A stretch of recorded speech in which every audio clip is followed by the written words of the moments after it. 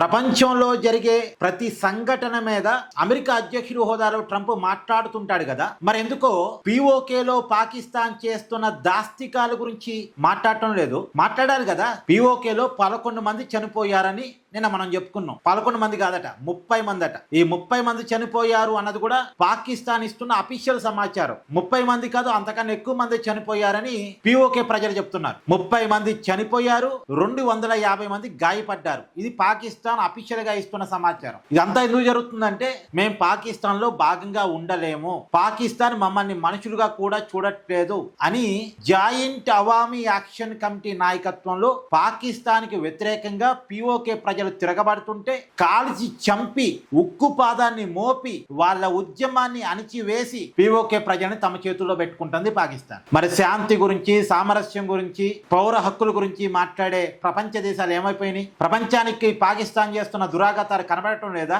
ఎందుకు మాట్లాడరు? పోరాడుతున్నటువంటి joint Awami action కమిటీని నిషేధించి పోరాడుతున్న ప్రజల్ని కాల్చివేసి ఉక్కు పాదం మోపి బలవంతంగా ప్రజల్ని తమ చేతుల్లో పెట్టుకుంటే అదే ఆక్రమిత కాశ్మీర్ అని భారతదేశం ప్రపంచాన్ని చెప్తుంటే, మరి ప్రపంచం మాట్లాడదే? ప్రపంచం కళ్ళు మూసుకుంది ఎందుకు? అమెరికా కళ్ళు మూసుకుంది ఎందుకు?